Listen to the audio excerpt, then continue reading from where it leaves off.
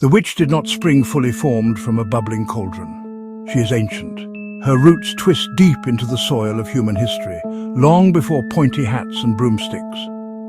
In the earliest myths, she was a figure of immense power, often a goddess of magic wisdom, the earth. Think of Hecate, the Greek goddess of crossroads and witchcraft, a revered and powerful deity who held keys to the underworld.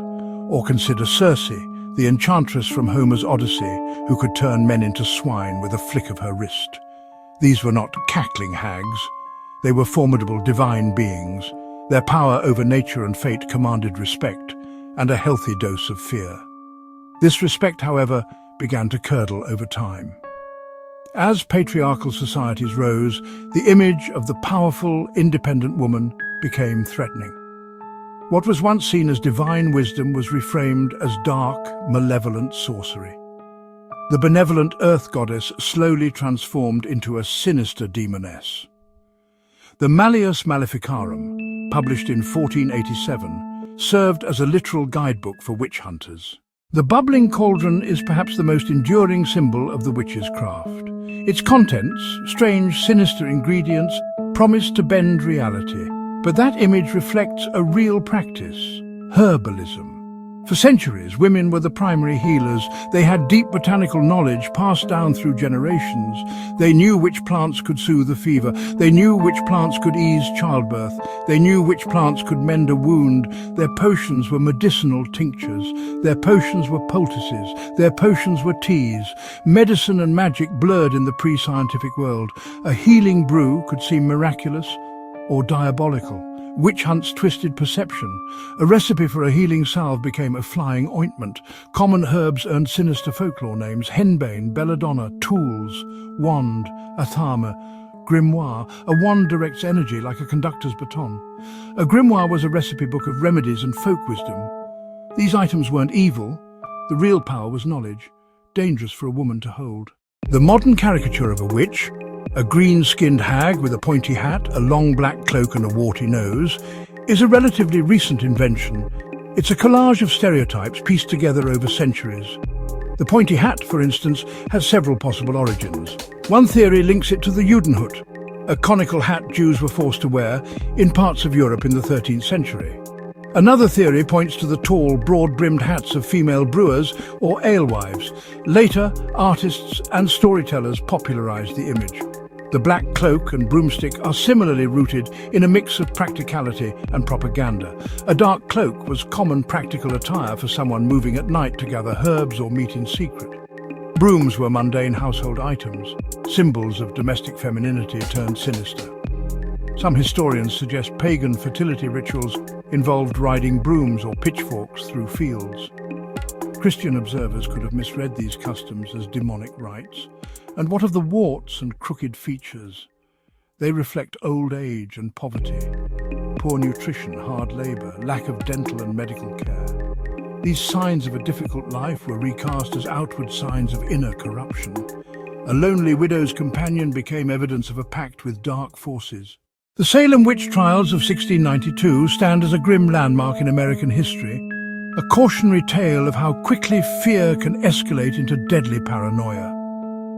The story began not with malice, but with a group of young women, Abigail Williams, Betty Paris, who began exhibiting strange behaviors. They screamed through things, contorted their bodies into odd positions. A local doctor, unable to find a physical cause, diagnosed them as being under an evil hand. This diagnosis lit a fuse in a community already primed for combustion. Tituba Sarah Good Sarah Osborne. Under intense pressure and likely torture, Tituba confessed to witchcraft, spinning wild tales of red rats, talking birds, signing the devil's book. 19 people, men and women, were hanged on Gallows Hill. Several others died in prison. They show how easily othering can lead to violence, a lesson that remains profoundly relevant today. The witch's deep connection to Halloween is no accident. It is woven from the threads of an ancient Celtic festival. Long before trick-or-treating and jack-o'-lanterns, the Celts celebrated Samhain, pronounced Samhain. Held on October 31st, Samhain marked the end of the harvest and the start of the darker half of the year.